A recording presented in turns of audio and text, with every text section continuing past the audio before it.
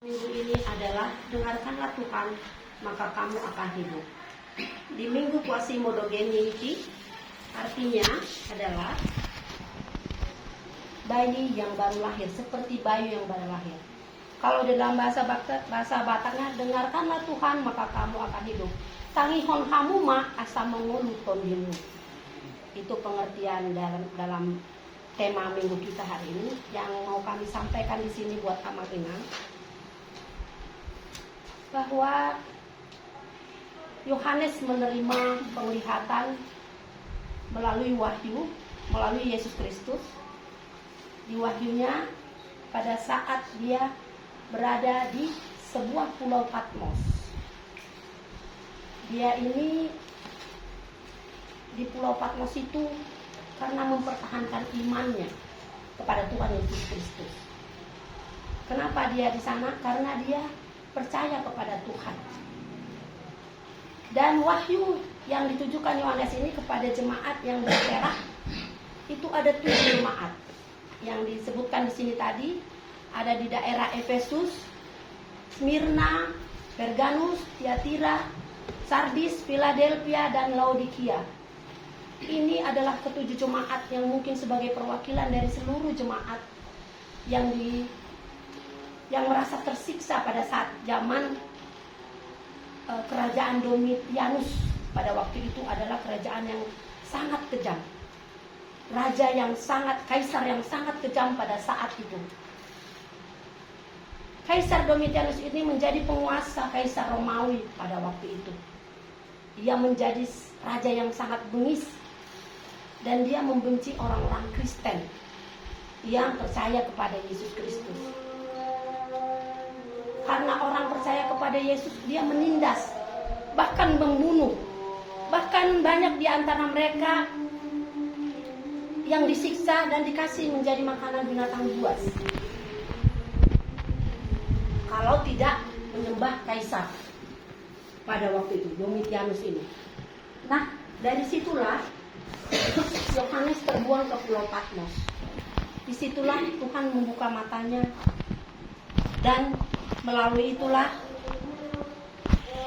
dia menyerahkan kepada 7 jemaat yang di situ supaya menyatakan jangan khawatir, jangan merasa gelisah karena perbuatan Kaisar Domitianus ini. Nah, apa yang terjadi kemudian? Hanya 2 kesempatan yang diberikan oleh Kaisar Domitianus ini kepada orang pada saat itu. Kalau tidak menyembah, akan mati terbunuh. Nah, pada waktu di Pulau Patmos itulah Yohanes menerima wahyu dari Yesus Kristus. Apa isinya pada waktu itu? Di ayat 4 disebutkan adalah dia mengawali, pada waktu itu disebut salam dan berkat kepada 7 jemaat yang di Asia Kecil. Dia menunjukkan bahwa wahyu ini bukan dari Yohanes, bukan dari dia pribadi, bukan. Tapi dia menyatakan bahwa itu dari siapa? Itu dari Tuhan. Dari Tuhan yang dinyatakan kepada si Yohanes, salam dan berkat. Jadi pada waktu itu mereka menyatakan bahwa ada salam dan berkat pada ayat 4 yang dibacakan tadi sama Amang Parjabu. Dari Yohanes kepada 7 jemaat yang di Asia Kecil, kasih karunia dan damai sejahtera menyertai kamu dari Dia yang ada dan yang sudah ada dan yang akan datang, dan dari ke-7 roh. Nah, dari sini disebutkan Yohanes itu diberi kekuasaan oleh Tuhan memberikan salam dan berkat kepada orang-orang yang di situ dan kepada 7 jemaat tadi. Maksudnya bahwa Tuhan masih memberi salam dan kuasa berkat kepada mereka pada waktu mereka sudah teraniaya. Nyatakan bahwa dari Pulau Patmos itu Yohanes memberikan salam kepada seluruh yang sudah tersiksa pada waktu itu, jemaat-jemaat yang percaya kepada Tuhan Yesus. Nah, di sini disebutkan di ayat 5 disebutkan, dan dari Yesus Kristus saksi yang setia, yang pertama bangkit dari antara orang mati dan yang berkuasa atas raja-raja di bumi. Maksudnya di sini, kemarin kan kita sudah menyelenggarakan Paskah. Paskah itu maksudnya bahwa pada waktu itu Tuhan Yesus yang pertama bangkit dari antara orang banyak yang orang mati. Tapi Tuhan Yesus itu tuh mati dan bangkit. Kalau orang yang lain kan hanya mati, ya sudah, belum pernah bangkit kan. Tetapi Tuhan Yesus berbeda dari seluruh yang ada di dunia ini, bahkan yang sebelum 2000 tahun Masehi, bahwa Tuhan Yesus mati tapi dia bangkit. Bangkit maksudnya di sana bahwa dia berkuasa atas raja-raja di bumi. Itu yang disebutkan di ayat 5. Jadi maksudnya di sini, dengarkanlah Tuhan maka kamu akan hidup. Tangihon hamuma asa menguluton dimuna. Maka jika kita yang percaya seperti tadi Quasimodo geniti yang dibilang tadi di sini adalah seperti bayi yang baru lahir. Seperti itulah Tuhan pada waktu bangkit. Bangkit itu sudah seperti bayi yang baru lahir, kembali murni, kembali putih. Seperti itulah yang disampaikan di sini. Jadi apa yang harus dilakukan kalau orang yang bayi seperti bayi baru lahir? Kalau kita udah bayi yang baru lahir itu kan seperti orang yang selalu haus akan air susu, tapi dalam artian bukan air susu sebagai kita manusia, air susu rohani maksudnya. Jadi seperti Tuhan Yesus bangkit, dia sudah baru.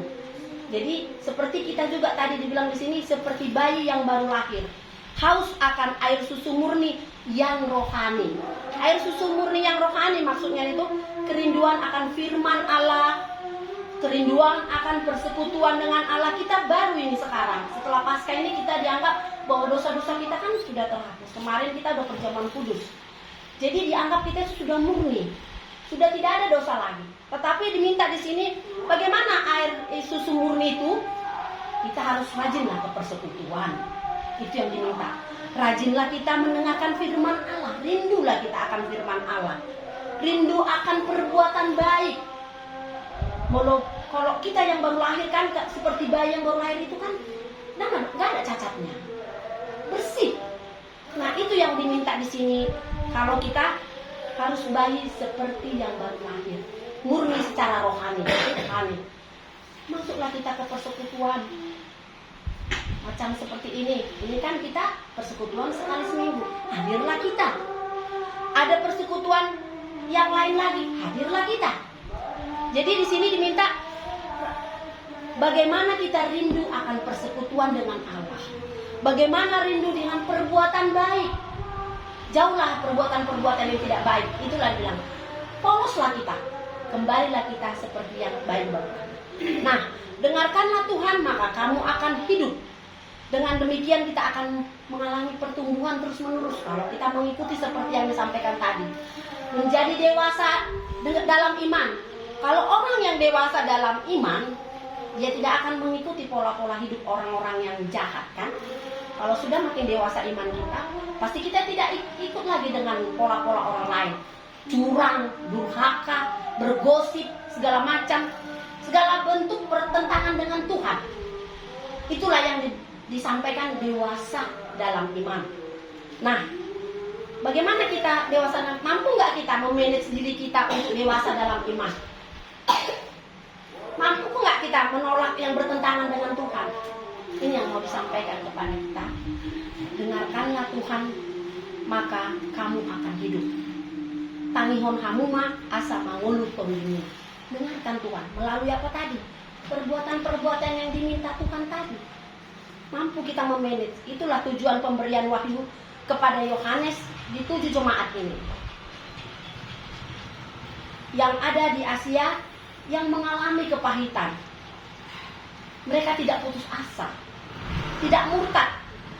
Bahkan mereka dapat bertahan dan tidak meninggalkan Yesus Kristus. Padahal kekejaman kaisar pada saat itu sampai dikasih kalau dibunuh dikasih jadi makanan binatang buas orang yang percaya kepada Tuhan Yesus Kristus. Jadi apa yang mau diminta di sini? Ya janganlah kita bermimpi yang baik-baik kalau kita tidak mengikut Tuhan. Kan tidak ada yang sempurna kan. Kalau misalnya gini, ngalawa tuh gereja, ikut aku persekutuan. Aku sudah berdoa setiap hari. Kenapa aku masih ada masalah? Kan itu selalu kan. Rajinnya aku ke gereja, kubayarnya ini. Malah begini-begini keadaan itu. Kita tidak bisa luput dari tantangan dan dari berbagai masalah. Tidak ada itu. Sedangkan kau rajin ke gereja, saya rajin ke gereja, saya mengikuti ibadah, belum tentu kita sudah bersih dari masalah. Tidak ada orang seperti itu. Pasti masalah akan datang, tetapi kuatkah kita menghandle-nya? Kuatkah kita menahannya?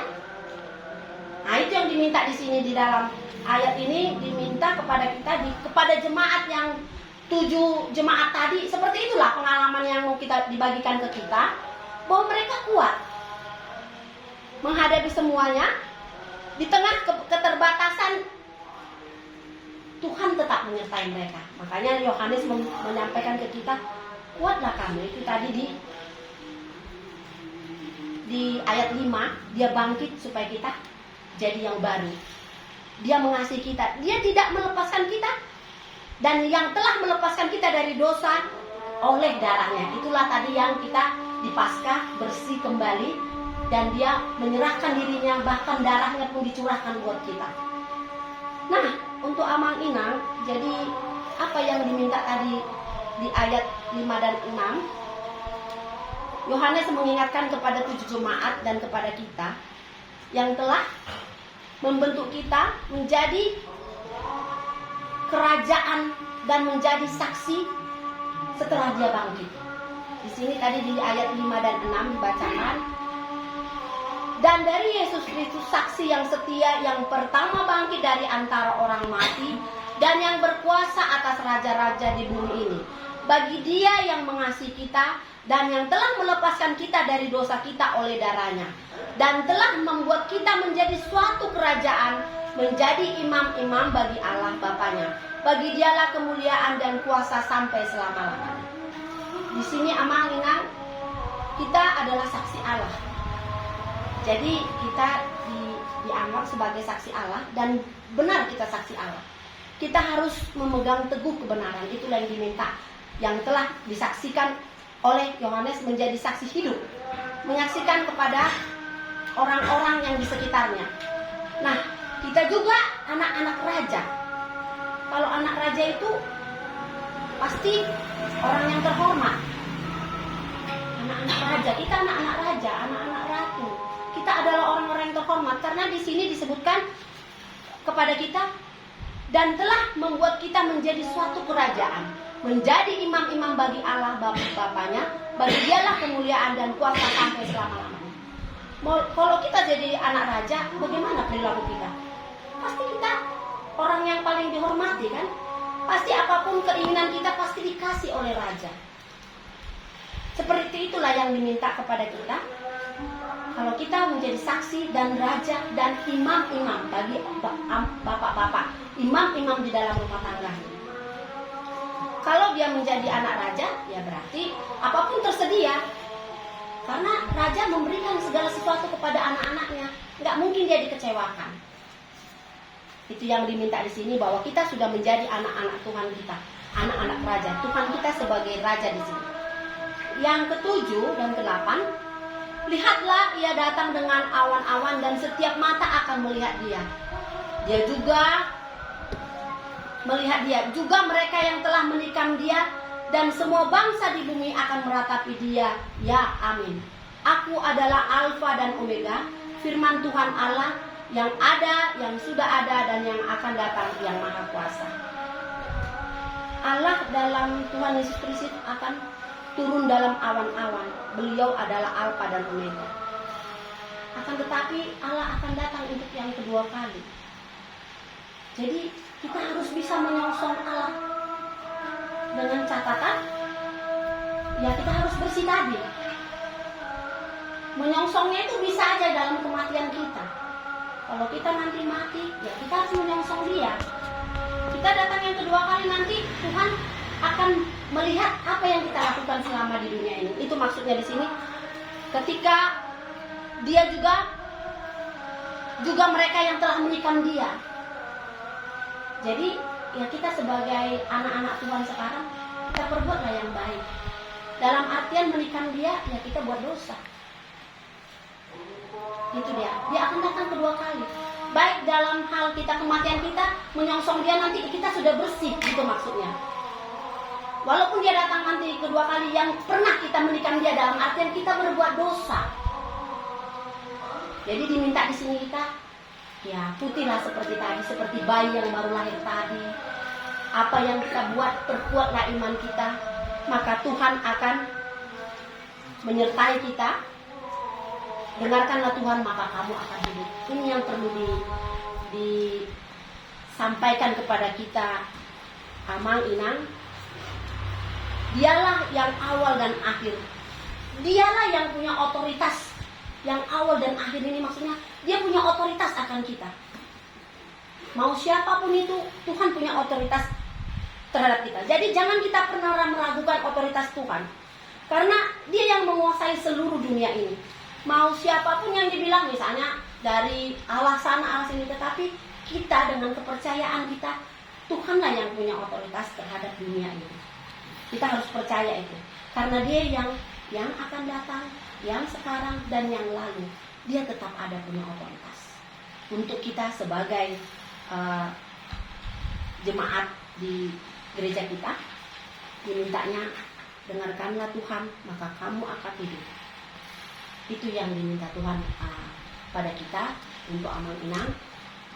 Mungkin inilah yang bisa kita renungkan di dalam kehidupan kita sehari-hari. Apa yang diminta dari kita tadi, ya perkuat iman kita.